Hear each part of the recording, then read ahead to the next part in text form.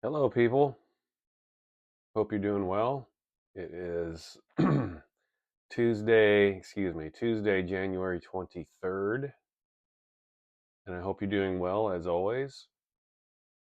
And I'm going to do a free fly-in video tonight. This is another bonus for me in terms of not showing records. A lot of times I think about doing a video like I'm really passionate about an album or a piece of music in that moment, and I want to run to my camera and I want to film myself talking about it because I have a lot of things to say. But the reality is I don't have the record here at my home, and so I plan to go get it the next day, and then it's like, okay, I'll go get the record tomorrow, and then I'll do the video in a couple of days after that. And by then, I've kind of lost my steam for it. So this is another reason why I'm not a big fan of showing records. I've already talked about the fetishistic aspect of showing records. I think it's a weird fetish that I'm not altogether savvy on. I like having records because I listen to them and record the music into my digital files, and then ultimately I sell a lot of my records.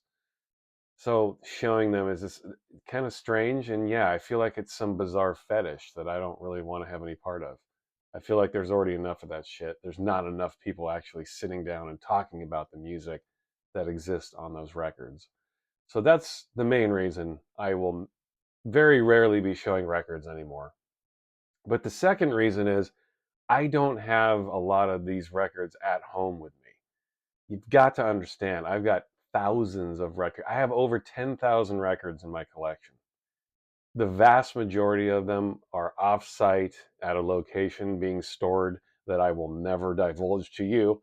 So that's another thing. I just don't have this shit with me. So sometimes it takes days for me to get the time to go get it, bring it back, do a video on it. And as I mentioned in my previous video, I've been looking at the analytics for my videos. People don't care. There are a couple of you that seem to be bummed out about me not showing records anymore. I'm sorry. I do feel a little badly about that because I've been showing them in every video leading up to this, and to just stop doing it might seem unfair. But again, to me, it's the music that matters. So, and I will be showing images of the records I'm talking about. So if you need to see them, I'm going to start editing my videos where you can see pictures of the album. They're not going to be me holding records up, but you will see the covers. So there's that. You will have some visuals. I will give you those. But I think again it's the music we should be talking about here. And it's just so easy to digitally get a lot of these records and albums that I'm talking about anyway. I'm a huge proponent of Apple Music. Go get yourself some Apple Music. Seriously, it's the greatest product out there for the money. Seriously, I know I always talk about Apple Music, but it's $12 a month to get literally every piece of music that exists, even the most independent, weird, underground shit you can get on Apple Music now. And it's all really high quality files. So I'm starting to shift over to that. I mean, well, I shouldn't say most of my record collection. I would say 50%. I have been digitizing my record collection for well over a decade, and I do it regularly. I do it a couple times a week at least, sometimes several times a week, depending on if I have the time. And I've been doing it this way for almost 15 years. So I have a good chunk of my record collection digitized and stored in a cloud system where I have easy access to it on all my devices. I recommend you do the same thing if you're able to do that, and sell your records. Get rid of them. Why do you need them? At the end of the day, you just want the music, right? I do love my records, but you get to a point in life where it's like, man, I'm tired of hauling these things around. These fuckers are heavy, and it's a pain to store them, and it's expensive to store them, and yeah, I will always love records, and I'll always have some, but I am on a kick right now where I plan on getting rid of a lot of them. So it just is what it is. I apologize to those of you who like watching me show records. I think it's an odd fetish that I just don't want to be wholly a part of from here on out. And when I say wholly, I mean I will still show some records every now and again, but for the most part, I won't. Now, after that rambling introductive soliloquy by me, I asked a couple people. I posted a couple days ago, I posted a private video to the people that are good enough to join my memberships. I think it's kind of tacky, these memberships. It's not my choice. YouTube creates these little membership things where basically it's a way for you guys to financially show your support for what I do. And there are several of you. I don't know the exact number, but there are several of you that are have been kind enough and repeatedly kind enough to show me that you care by, giving me a few bucks here and then. And I would never ask for money. I don't expect anyone to do that. But I have well over 1,000 subscribers now, and I definitely appreciate that support. Again, I don't expect anyone to give me a single penny ever. But some of you do. And, I have like 1,130 something subscribers, and there are like 9 or 10 of you, a very small amount, that pony up and dig into your wallets and purses and give me money to support this channel that I have cultivated over the last almost 4 years now. I've been doing this for 3.5 years now. But some people do give me money, and I can't tell those people enough how much I appreciate them. And so I posted a private video for them a few days ago, and I asked them if they had any requests. Excuse me, I'm sorry about my throat clearing right now. But because the vast majority of the people that I hear from, the most vocal part of the community that I have on my YouTube channel, do not give money. And again, that's fine. I generally, even in my personal life, I'm one of those people that tries to make people happy, almost to a fault. And I'm sure plenty of you are out there. I want to make people happy, and if you guys are giving me your time, which I think is the most precious commodity, well more precious over money or anything else you could give. Time is always of the essence in a big way, and I appreciate anybody who gives me their time. But when people give me their time and their money, I want to prioritize those people. Doesn't mean that I'm not prioritizing everyone else, but I prioritize those people because damn, we all work hard for our pennies, and for people to be nice enough to give me a few of theirs is fucking amazing. And again, thank you to you guys. I already thanked you guys in the private video. I'll keep thanking you. I don't care how bored you are with it. I'll keep thanking you. But I asked them if there were any requests, and I got a couple of responses. Not a lot of response, which is fine. A couple of you just said, "I love what you're doing already. We don't care if you show records or not. I just love what you're saying about music and having a conversation about movies as well." So that was the main response I got. I got one request out of the video I posted, and it was from Jotef5100. I'm not going to say your name. You told me your name, and I appreciate that. But I can't mention names on here. When I mention real names on YouTube, they take all the comments off the videos. So I'm not going to mention your name, but I know your name. You are in Finland. This guy is in Finland. I love that I have people watching my channel in Finland. Thank you so much. He says, as a huge fan, I enjoyed your Killing Joke Extremities video a lot. Geordie Walker's passing last month was a real gut punch, and it was. Are there any other KJ albums that resonated with you? Would love to hear your take on this. So, this is me fulfilling a request. And Jotef 5100, I am not showing records in this video, obviously. I will show those in some videos, but it will be rare. But I'm just going to talk about Killing Joke because I do love them. I don't love every album. And let me just dive into my Killing Joke dissertation or whatever you want to call it.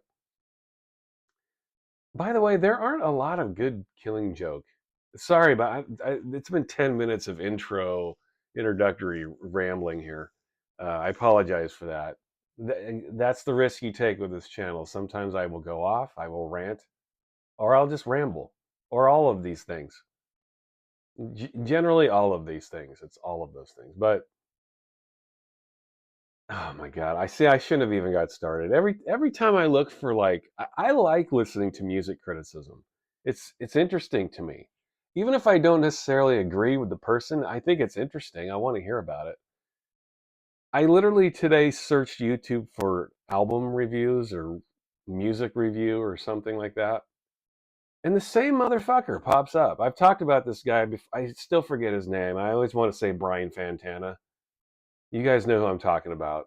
This guy, he's terrible, but this guy has millions of subscribers. He literally will post anything and it will get hundreds of thousands of views. Good for him, I guess. I don't bemoan anyone's ability to make a nice living on a YouTube channel. I mean, that would be really cool for me. I would love to do that. So I'm not bemoaning him that. But I do bemoan just the quality of his videos. His videos are shit, man. You guys probably know who I'm talking about. Fantana, right? Brian Fantana. I forget his name. I don't want to know his name. But literally, I searched music review and this guy popped up over and over and over and over and over. And he's just found his niche, right? He was also one of the first guys to do it on YouTube. I think he just got in, it was good timing. People know him, he's been around for a long time. And he talks about every big release, every obvious release. And so I think just by virtue of that, he gets a lot of people clicking on his videos. But I've watched him review some albums that I really enjoy, and I was borderline offended by the level of dissertation he gives on these albums. He clearly doesn't know what he's talking about. He has no clue. He has no experience with the music. He has nothing to say. Fuck that guy. I'll say it. I think he's shit. But I also think that he is absolutely reflective of the kind of audience that the vast majority of people on YouTube are. They don't want a deeper perspective on an album. So that is why I will never be popular. But I very much cherish the few people that I have who watch my channel. Thank you very much, as always. But yeah, I dare you. In fact, if you know of any good music review, please let me know. Do you guys watch anybody? I would love to know. I don't subscribe to one fucking person on YouTube who talks about music. Not one. No. Oh, you know what? No, that's not true. There is one. He's called Secca Funk. I think I've talked about him before. Secco Funk. Secofunk. Secretary of Funk. Check him out. He's this dude who really knows his shit, and he's got records that I don't know very well, and he's pretty funny, and he'll come and he'll do videos for a while, and then he'll disappear for like a year, and then he'll come back, and he just came back recently. He's opening his own record store, I guess. I think he's in the Washington D.C. area. Actually, I'll link to him in this video. I think you guys should check him out. He talks about music that I don't really know a lot about, and I love that. I love learning about stuff. And this dude knows his shit. That's really what I enjoy. He just sits there and it's like a one take, like the way I do it. He talks off the top of his head and he just tells you what he knows. And he talks about the music he loves and he knows his shit, and that's all you can ask for. Really love this Second Funk guy. I'll link to him in the description of this video. So there I am. It's been 14 minutes and I haven't even talked about Killing Joke. You're welcome. What was your name again? Jot F. I know your real name. Again, I'm not going to say it. This is not what you're looking for, Jot F, but this is what you're getting. I apologize. Killing Joke. All right, so let's get to this. Killing Joke. As always, all I can do is give you my take on my experience with this band. My experience with this band, I'm trying to remember my intro to them. I'm pretty sure it was the first album, Killing Joke, the self-titled album. It came out in 1980. I didn't hear it then. I was just a tyke then. I was a toddler in 1980. But I want to say I heard it in the mid 80s at some point. That they had already put out a number of other things, but that was the first thing I ever heard, the first album. And I loved it. To this day, that first Killing Joke album, it's not my favorite, but it's one of my favorites. There are like 4 or 5 Killing Joke albums that I consider to be just beautiful in their own way. I think Killing Joke, for me personally, they had that weird awkward phase in the mid 80s there, and I'll get to that in a minute. But I think Killing Joke is at their best when they're just like hard rocking, but they have that ambient touch to them. That's how I've always kind of thought of Killing Joke, like almost like sensitive metal or sensitive. I shouldn't say sensitive, but it's hard kick ass rocking music. But there's like it's got an edge to it, but it also has this tranquility to it. It's almost like when I listen to Killing Joke, it's music that reminds me that we're all sensitive people, but we all live in a very insensitive world. And to me, that's what Killing Joke has always been. Does that make sense? That's what they are to me. If you're wondering how I think of Killing Joke, that's what it is. And they seem to have some kind of conscience about this too, where they know that, well, you know, this is who we are as a band. We're sensitive people who live in an insensitive world, and here's the music for that. We're delivering the soundtrack for that idea. And that's what Killing Joke's always been to me. And that first album was my intro to that. It sounded like hard rocking metal music, but then not at the same time. There were those moments where it's like, wow, it's not like it's not metal like hair metal where it's just like you're singing about pussy and money and all these childish things. No, that I mean, Jazz Coleman's delivery and his lyrics are so deep. He is so passionate. And that's another thing I love about Killing Joke is Coleman's passion, man. Can you name another band who has a singer who cares more than Jazz Coleman? I mean, this guy sings like his fucking life depends on it. He's in Killing Joke because he has no choice. That's how I always feel when I listen to Killing Joke. It's like a life sentence for these guys. You don't ever leave this band. We're in this for life, man. This is our life. We don't ever quit. This is who we are. And that's rare, I think. And to pull it off for as many years as they have. Coleman, there's nobody more passionate than this guy. And I've seen Killing Joke live before too, and it was insane. You could feel the passion from him. I remember I saw them on the Extremities tour. This was in 1990 or 91. I don't remember the year. But he was singing to the audience. I remember he was sweating and he was screaming and he was really passionate. He was rolling around on stage and he was looking at people in there. He was staring at people in the eye, singing, almost singing to you. He did it to me. He did it to everybody. So that was the feeling you got with him. It was like, this guy cares, man. This guy cares about what he's saying, and he cares about every person in that audience who's listening to his music. That has always been my broad stroke opinion of Killing Joke, a band that deeply cares. And that first album, um, the other thing that I love about Killing Joke too is like so many bands that they've influenced, but also like people that have been connected to them. Like Alex Patterson of The Orb was a roadie for them. And The Orb is one of my favorite groups. The Orb don't sound anything like Killing Joke. Nothing. But that doesn't matter. Killing Joke has inspired so many different pieces of the musical pie that you can't keep track of it. They've influenced all kinds of metal bands, but also DJs and ambient house music and dance music, and they have dabbled in that music themselves. That's the great thing about Killing Joke to me is that they inspire creativity. You don't have to sound like them to be inspired by them. They plant the seed in your brain and you go and you do it. You do whatever is passionate, what makes you passionate. And I think that's why Coleman is so key with the band is like it's his passion. Because really at the end of the day it's about passion for music. However it comes out, is totally up to the artist, whether it's a synthesizer or a drum machine or a guitar or whatever it is. It doesn't matter. And that's why Killing Joke is so beautiful to me. They inspire that passion in music, and none more so than that first album. Love that first album. The album that came after that, I think it was 1980, 81, right? What's This For? That album. I thought What's This For was just like a continuation of the first album. Beautiful stuff. Youth. Let's not forget Martin Glover. Youth. Talk about a guy who's passionate, and talk about a guy who's been all over the place, making all kinds of different music. I mean, he started with obviously Killing Joke, and he went on to record with Alex Patterson. They started the What About Us label, and they started doing ambient house. Youth, for a good 20 years, Youth just did dance music, electronic music. That's pretty much all he did.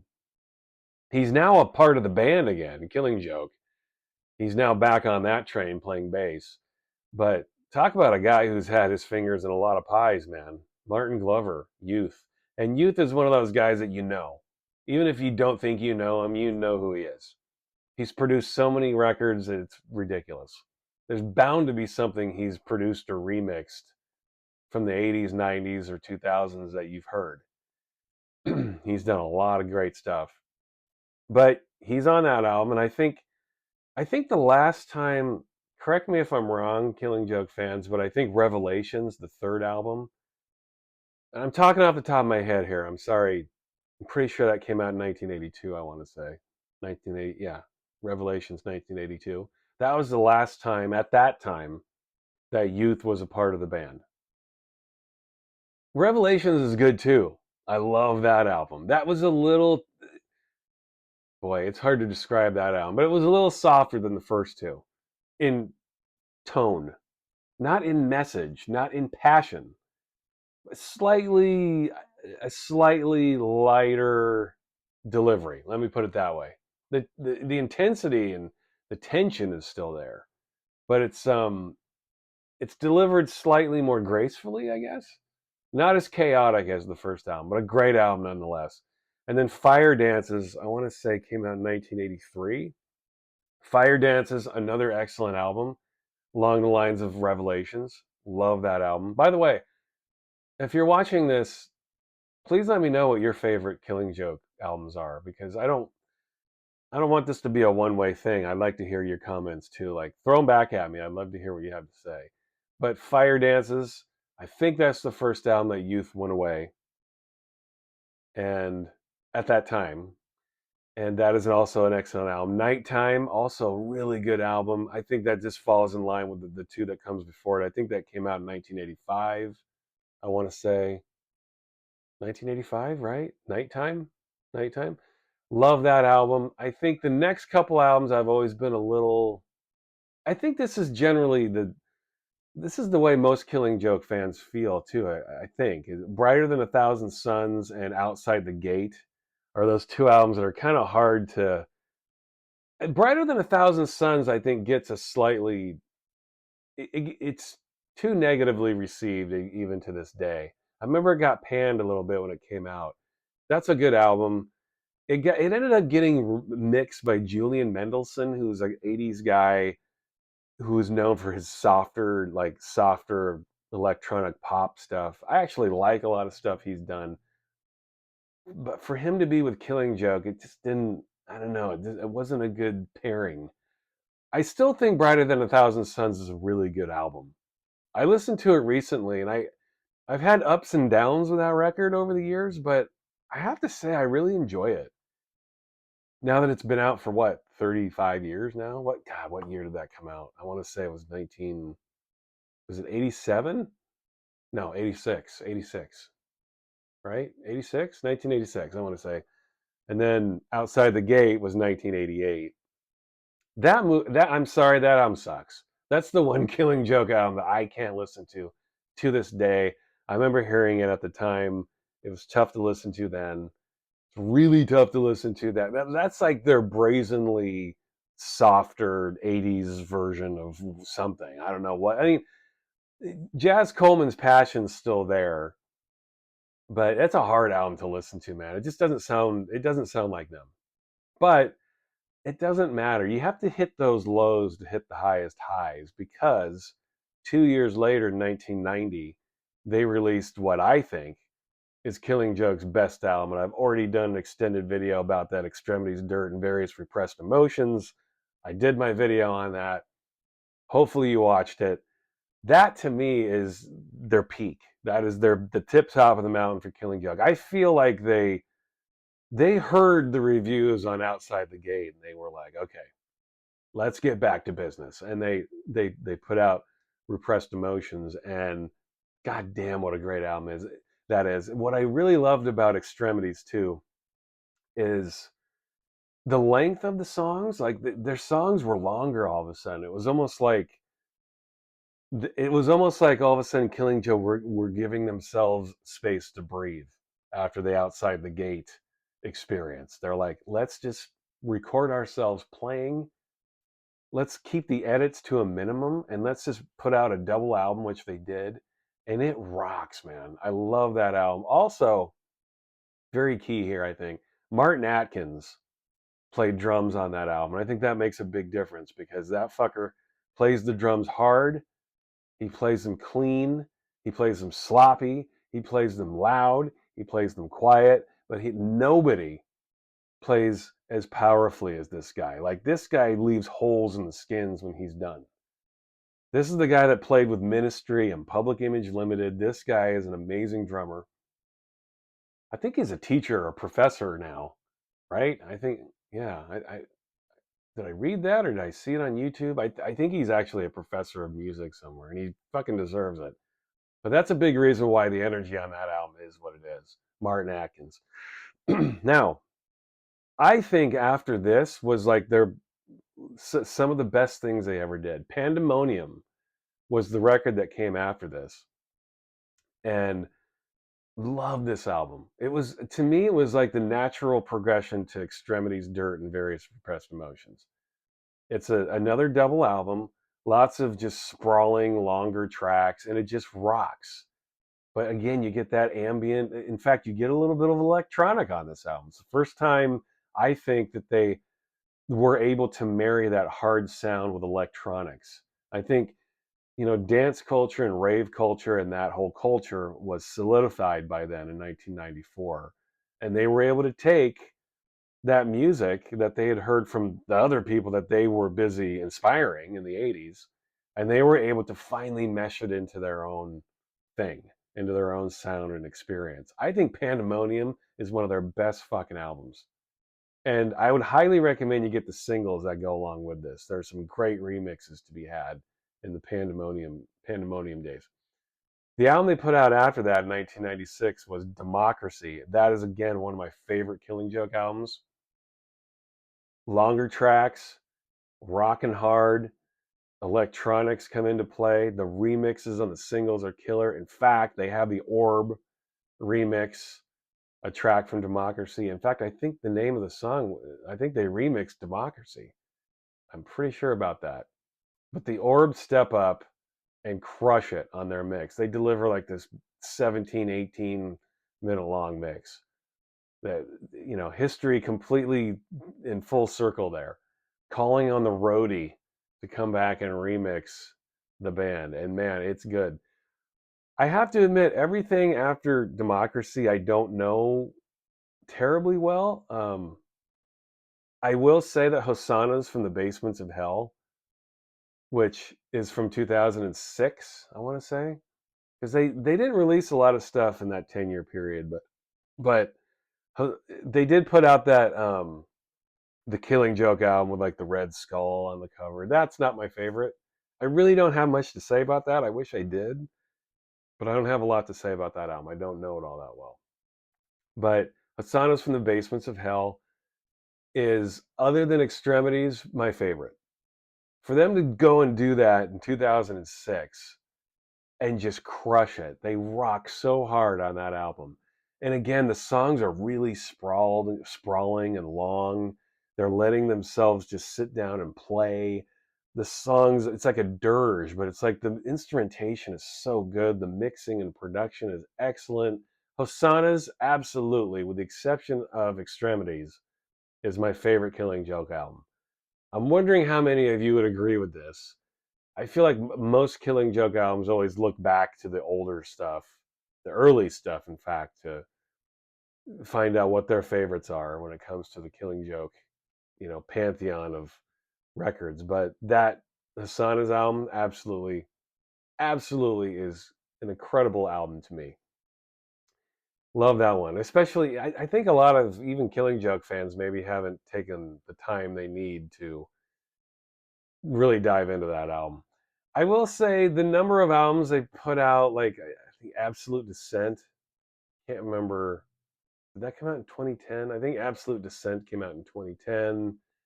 There was a record called MMXII, which not my favorite. I still like it. It's still an excellent record, but not one of my favorites.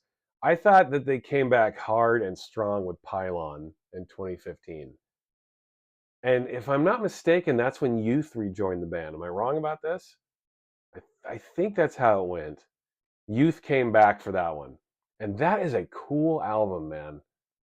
And God, it's amazing that it's been almost 10 years since that came out, but Jesus, what a good album. They've also since then been putting out these remix compilations. They have one called In Dub, and that one just compiles. There's a lot of Youth on that. Youth, that's what, he's a remixer. Youth is, done plenty of electronic remixing and production in his day. But I would pick up In Dub. And I can't speak to the digital or CD versions. I have the vinyl version of that, of In Dub, but it has a remix of the track Requiem called A Floating Leaf Always Reaches the Sea Mix. Pick up that 12-inch. That remix, in my opinion, is the greatest remix they've ever had done. It is amazing. It is a beautiful remix. Pick up the 12-inch if you can, the original 12-inch from the 90s. It has a Spiral Tribe remix on the other side, which is also really good. By the way, what the hell ever happened to Spiral Tribe? Where'd they go? I guess their music got dated. But pick that up. And I would pick up any of these remix albums that they've been putting out. Pick up the In Dub album. There are two. There are two that I know of. They just put one out last year called In Dub Rewind. And I think it's just called Volume 2. It's like In Dub Volume 2. And it's got some more Youth on there. It's just electronic dub versions of old Killing Joke tracks. Electronic dub reimagining of their music, which is another reason why I love Killing Joke. Their music is so different and so experimental in its way, and yet so passionate and focused all at once that it lends itself to other remixers and producers reimagining their music. They're just an exciting band. I love these guys. I listen to Killing Joke when I feel the need to get some extra energy. If I'm not feeling the energy coming to me, I'll go listen to Killing Joke and it'll just come. Like they give me a kick in the ass. This is one of those bands where when I need a kick in the ass in life, I turn to Killing Joke and they deliver. Always deliver. Whenever I need a boot to the buttocks, Killing Joke is there. And I hope somewhat that describes why Jotef of I hope that explains why some of the reasons why I love Killing Joke. I love these guys. They just exist in their own air. You know, how do you feel about them? I love to get your opinions on Killing Joke. I know that was kind of a loose talk of all of their albums. I don't know. Again, if I had to rank their albums, I think Extremities would be number one for sure. And then Hosanna's would be right behind that. And then Pandemonium Democracy, I think. And then those first couple albums. It's hard to sort them, but when I think of the 2 or 3 albums I've listened to most over the years, it would be Extremities, Hosanna's, and boy, probably Pandemonium. I think because I'm such an electronic music fan, and there are so many singles around those albums too in the early 90s and remixes that kind of pulled me back into the universe of those albums like Pandemonium and Democracy. I think that alters the way I see those records. I don't know that there'd be a lot of Killing Joke fans that would say Democracy would be their favorite or Pandemonium. Maybe there are. Maybe you are out there. But those are my favorites. That early mid 90s era and Hosanna's. God, what a great album that is. If you have never heard that album, go listen to it right now. Killing Joke. Go listen to any Killing Joke, except Outside the Wall or outside the gate. That's a I don't know why I said Outside the Wall. Maybe I was thinking of Pink Floyd there. Yeah, see how that happens? Outside the Gate's a tough record to sit through, man. I've tried so many times because I love these guys so much, but that's the album that I don't have the patience for it anymore. I can't do it. So anyway, there's my Killing Joke video. I hope that explains some of my passion for this band. Just nobody sounds like them. And in a world where passion and honesty is getting flushed down the fucking toilet faster and faster every day, Killing Joke stands as that one shining beam of light in the sky where you can always get honesty. And that's what I value most in music is just, virtuous honesty. Real people who are in a band because it's a life sentence, not because they get a paycheck, not because they get to go on tour and do reunion tours and charge you $300 for tickets. No. I like bands who are honest and have something to say and say it with passion. And there just aren't any bands in the world that are more passionate than Killing Joke. Full stop, period, end of story. Until next time.